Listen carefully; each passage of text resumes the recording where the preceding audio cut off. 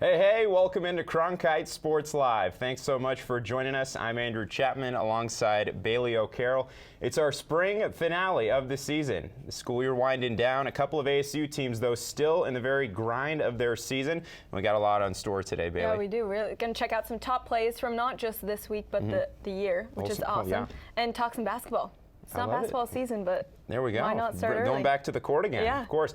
But we'll start with a group right in the heart of their season right now. It's ASU Baseball, who last weekend took 2 of 3 against Cal State Bakersfield. Take a look here in Game 1.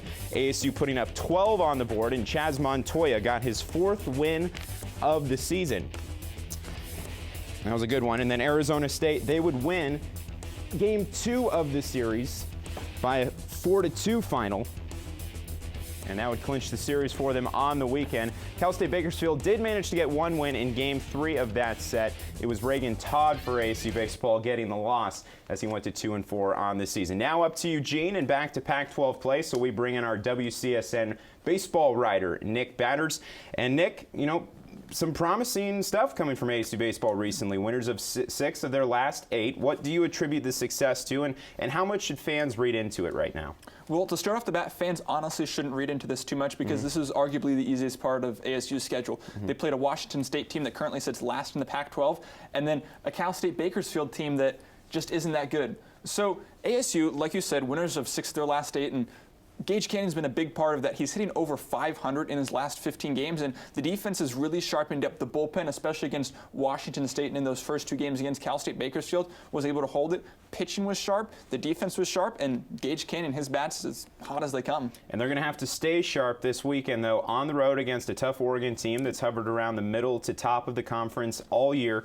What are some keys to that one, and what's their season looking like coming forward following that Eugene game? So the keys to the Oregon series, it's going to be what ASU is really doing in those last few games. They have to make sure their defense is strong, and the pitching, they have all 3 guys that have started on Friday night and going this weekend as their starting pitchers, so that's going to be huge. But looking ahead to the rest of the ASU schedule, there are some tough games here.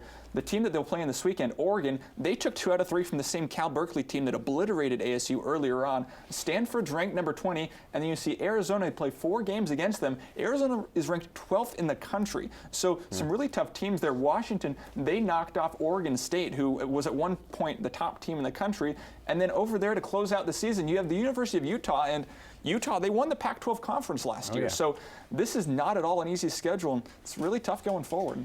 And looking at this, there's been a lot of talk this year about the Sun Devils hitting that 30-win mark. It's a historical mark. Can you explain why, and do you think they end up with 30 wins come the end of the season? So there have only been 2 seasons that ASU did not win 30 games in their history. The last time they didn't win 30 games was in 1962. Man.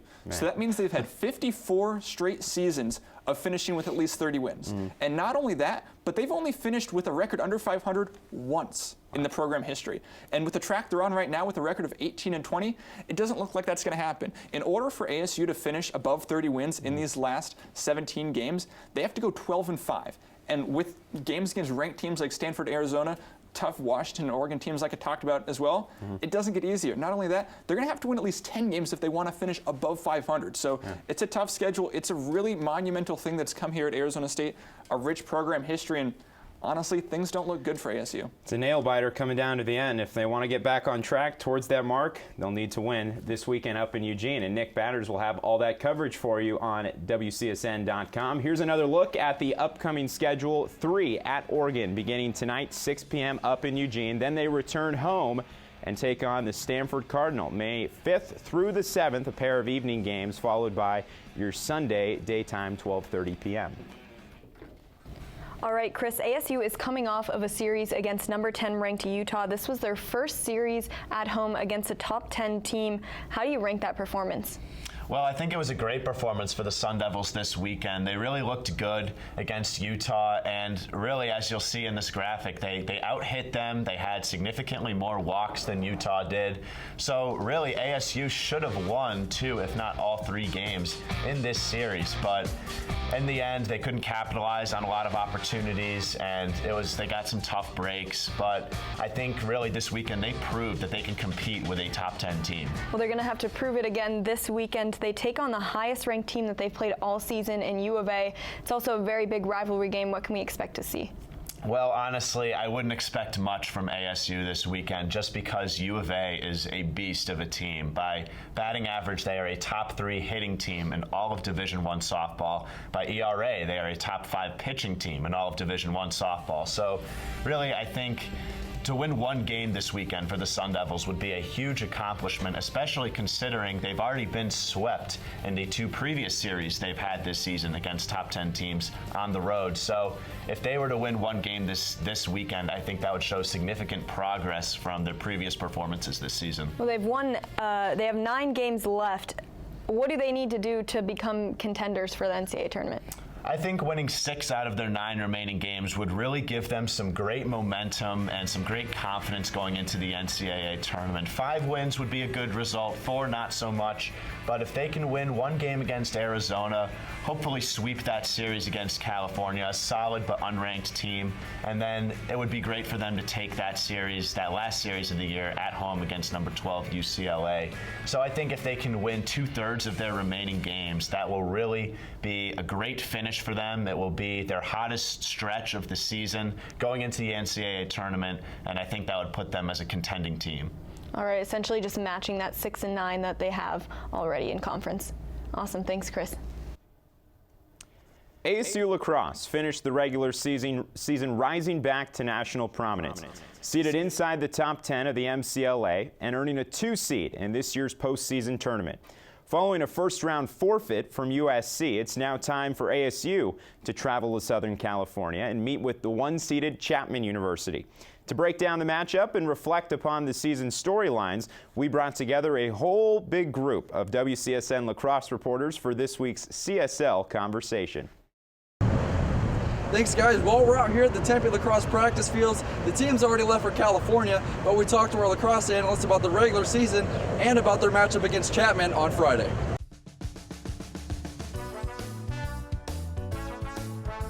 MVP is Tommy Carrasco. He leads the team in points. He also has 12 ground balls in 13 games. He's a really good ball mover. He keeps the offense fluid. He's been their most valuable offensive player this year, most valuable player on the team. My MVP for the season for this Arizona State men's club lacrosse team is Trevor Driscoll. He won almost 2/3 of the team's face-offs, and getting the offense the possession is definitely huge. I gotta go with Trevor Driscoll. MVP is sophomore tackman Jake Marthins, has 29 goals on the year. You know, with Rhett Rogers, senior, leading next year, he's going to have to take the reins, and I think he hit his stride at the right time.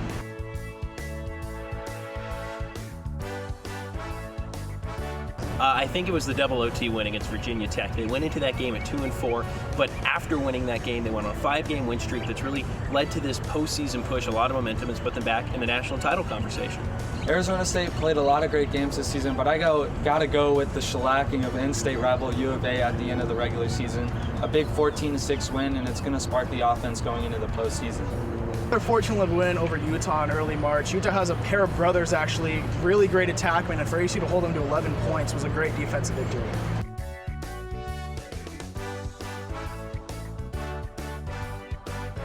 I got Chapman winning this one. ASU's only 2-4 against top 10 teams this year, so I'm taking Chapman winning it 12-8. Arizona State versus Chapman, it doesn't get any better.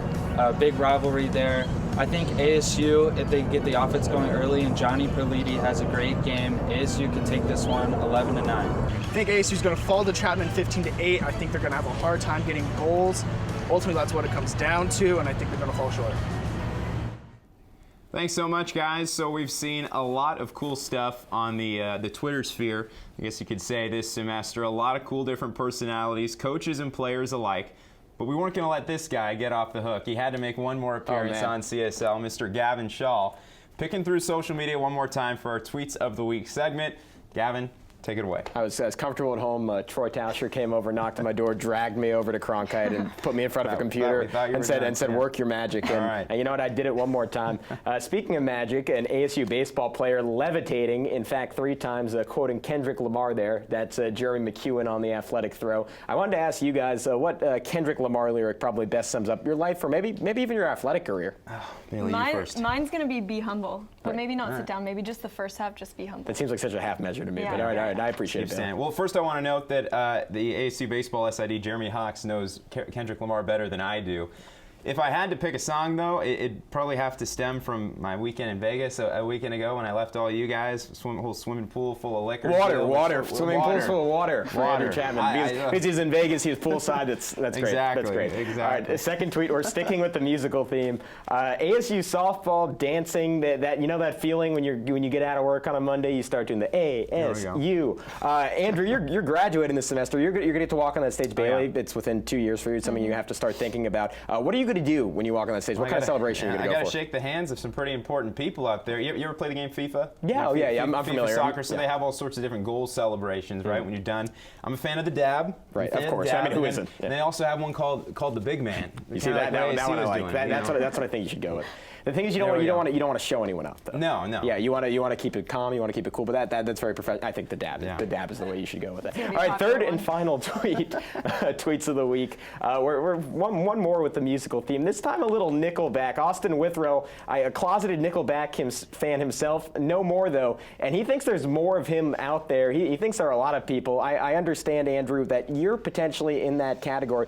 Have you ever wanted a life of fortune of fame? Would you say? You know, I feel like we all just sometimes want to be big rock stars and live in hilltop mansions and drive 15 cars, right?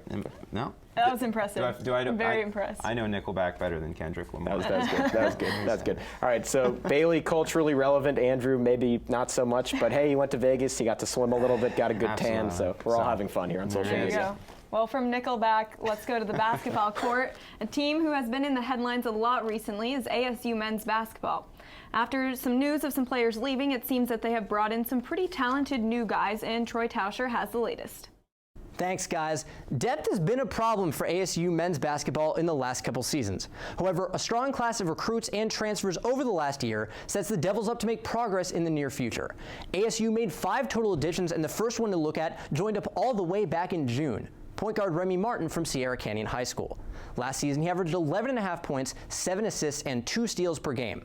He may not play much early, but has a good chance to take the reins in 2018 after guards like Trey Holder and Shannon Evans graduate. One player who has a chance to make an immediate impact is forward Kamani Lawrence, out of New Hampton School. The 6'7" ring ranks 54th in ESPN's Top 100, 12th at the small forward position, and the best prospect from the state of New Hampshire. Once again, the Sun Devils brought in a wing player with a combination of athleticism and scoring. They just have to hope this one actually sticks around. The Devils also could use some size, which is exactly what JUCO transfer DeQuan Lake said upon committing to ASU in March. Last season with Iowa Western, he put up 13.5 points and 7 rebounds per game while shooting a blistering 67.6% from the floor. Even better for the Devils, he averaged a block and a half per game. ASU doesn't have much at the power forward or center positions, so Lake could make an immediate impact upon his arrival in Tempe. The Devils also picked up Cleveland State transfer Rob Edwards, a high-scoring 6'4" guard. The Detroit native led the Vikings with 15.5 points per game last season. While he may not be the next James Harden, he'll be a scoring option in the ASU backcourt once he's eligible in 2018. Finally, there's Zylan Cheatham. The Phoenix native and San Diego State transfer averaged about 9 points and 6 rebounds while shooting 52% last year. He will also sit next season, but will have 2 years of eligibility remaining, giving ASU some depth at the forward position. With a wide variety of skills and abilities, the 2017 additions will help the Sun Devils build a clear direction for the future of the basketball program. That's all for me. Andrew Bailey, back to you. It was a short-lived trip to the Pac-12 championship tourney for the women's tennis team, falling short in their opening match against USC. The group finished the year 14-7 and are guaranteed a spot for the NCAA tournament. They now await the seeding, which will be announced on Tuesday, May 2nd. And it's rivalry week for the track team too. ASU is set to take on U of A in the Duel of the Desert tomorrow in Tempe. The team is looking to finish strong at home before they head into the Pac-12 championships on May 6th. And for a look at what's ahead in their season, what they can expect, if they qualify, NCAA regionals May 25th through the 27th, and if they can make it this far, the NCAA championships June 7th through the 10th. All right, it's time for our The Way It Is segment. Well said. It's a little tennis and a little track, but we're going to test each other's knowledge on some different sports, and we're each going to fire 3 questions at each other. I believe we're even 1-1 right now. Tied up. So this is for all the marbles. Best 2 out of 3. Our producers will choose who gets to speak their mind in the end. And Bailey, how about you toss it to me first? What we got? All right, ASU Baseball. You think that they can finish at 500. Well, they're on a good trend right now. The bats have been alive. The bullpen's working, which is the key thing for them. We had Nick Batters here in studio just a moment ago, and I'm right with him. If things stay consistent as they've been at all sides of the ball, pitching, offensively, they can take 2 of 3 from Oregon. Oregon's fluctuated throughout the conference this year between the top and around the middle. 2 of 3 would put them at the 500 mark. I think they can do it this weekend. So. Promising. Fingers crossed. There we go. All right, Bailey, how about some men's basketball? During the offseason, they lost Jethro Shishumpa, but they added Zylan Cheatham. Is that a good trade-off? Another big man coming in. Yeah, I think it is. Cheatham has a lot of experience in San Diego State. He played under Steve Fisher, who's an incredible coach. And I think he affects the game more, not so much on the stat line. Stat line's not that impressive. He wouldn't jump off the stat sheet to you, but he's a guy who makes his presence felt, makes his presence known. So I think it'd be important for the basketball team. Fair enough. All right, let's go to the soccer field. Soccer. Women's soccer. Haven't talked about that in a while, yeah. Women's soccer. They got a new coach, Graham Winkworth. Love like that name. Yeah. Love it. How do you think they're going to do under him? He comes in with a lot of prominence. He started his coaching career in England, so he's been essentially coaching the game in the soccer capital of the world. Then he has a lot of success, 4 years at South Alabama. He spent the last 15 years almost coaching in Alabama. So I think he comes in with some success. He's inheriting a team that's primarily of Kevin Boyd's making, the previous Sun Devil coach. But I think he puts them back on the right track in Pac-12. I'm not saying they're going to go and win it his first season, but I think he gets them back near the 500 mark, which is definitely what they need to help reestablish themselves as a dominant program. So like you mentioned, Bailey, it's rivalry week in softball, and that means, really anything can happen. ASU versus U of A, what's the result in that one? Gonna be a tough game. Yeah, Chris was in here earlier talking about it, and I agree with him. I don't think that there's a great shot that the women's softball team comes out on top against U of A. I think U of A is just too good in too many aspects of the game for ASU to match up with them in any way. So I don't think it looks good for them. Wildcats. Yep. All right. You're almost done. Your time here at Arizona State is coming to a close. Yeah. Oh, man. What's your favorite sports memory? There's been a lot of good ones. Everything from, ASU football competing for a Pac-12 championship to, ASU basketball beating U of A, I believe my sophomore season. But I'd have to go with the Hail Mary. The Hail Mary from Mike Berkovici to Jalen Strong to beat USC at home. That was one of the most crazy throws I've ever seen in college football, and that was a highlight that they're going to show for years. I was listening to the call on the radio when I was out camping, so I didn't get to see it live, but still, probably the best overall sports moment for a lot of us that have been here. It was pretty crazy. That was awesome. So let's round it out with you. You got one more year here. What's the sport you're most looking forward to? Football, maybe? Yeah, I'm going to say football. I think with the new guys that they brought in, it's very exciting, and I think that there's so much potential with this team. They have so much talent. If everything can go right, I think that the sky is really the limit for this team. So we'll see. A lot of big new transfer names coming in too, so it should be fun. Wish I could be here for it. So, all right, that wraps up the way it is, and we'll now send it inside the studio to see who gets to speak. The tiebreaker. Oh, yeah. See who gets it. Oh, there it is. Your last time. Only fair, right? Only fair. It's the final one. It's the final one. So through my time at Arizona State, I can truly say I've seen the highest of highs and lowest of lows with all athletics here. For some just arriving at the university or completing their first year here, the football, basketball, soccer, and now even baseball seasons may have served as a disappointment and gone against the recent tides of Sun Devil success. But I want to remind folks that these are college sports, and just like student broadcasters, names change every year on rosters, and new talent is constantly introduced. Dynasties are few and far between in college sports, but trends, both hot and cold, are of the most common. So with that said, I can't imagine it'll be long until ASU football once again finds themselves near the top in the conference, competing for a championship. Or the next Jihi Carson comes along, slamming down a dunk to clinch a win over U of A. Even baseball will eventually reestablish a big three on the mound, similar to that of Ryan Kellogg, Brett Lillick, and Ryan Burr. Patience is a virtue in the conference that Bill Walton never fails to remind us is made of champions. So hang tight, everyone. That's the way it is. Well said. Now on to some top plays. We're going to start off on the basketball court. First, Trey Holder. That Trey Holder? Yeah, he's able to get the offensive rebound, gets fouled on the way up, and makes both of his free throws to win the game. I love this stuff. Flashing back from all of the plays of this semester. This is great. What do we have next? Okay, we're going back to football. I think I know what play this is. This is Manny Wilkins, a big 40-yard bomb to N'Keal Harry in the far pylon against UTEP. on the road, and he holds it in for a touchdown. That was just a sneak peek of the season that Carey would go on to have. Oh, yeah. And then Great stuff. Women's basketball. So we're on the same court, just different team. Sophie Bruner, she's able to make, I think it's like over a half-court shot. It's like 3/4 of the court. If there was a 6-point shot, that should be a 6-point shot. Right? Yeah, it's from the other 3-point line. Very impressive. Ended the third quarter. A little bit of bank, but that's okay. Yeah. That was just a long bomb. Oh, here we go. Zane Gonzalez. This was a big-time standout moment for ASU sports this year. A 48-yarder to set the overall NCAA field goal record, celebrating with head coach Todd Graham in front of the hometown crowd, which made it even better. Exactly. And now on to number one. We're sticking on the football field. Kalen Balazs. This was an incredible game. I think this made touchdown number 8, I want to say. 8. That's 8 of 8. very impressive. That broke a record. He said about just many every records. record you could, conference, almost national, of course, ASU record. Oh, yeah. That was impressive. No. So, just like that, our spring season coming to a close. But for a number of ASU teams, of course, they are still right in the grind of their season, Bailey. Exactly. Basketball, or excuse me, not basketball, baseball, lacrosse, so many different teams. So we'll have you updated on that at WCSN.com and also through our social media channels, so just stay tuned. I do want to say, before I go for the final time, it has been an absolute pleasure bringing the folks at home ASU Sports every night, working with great colleagues here at the desk.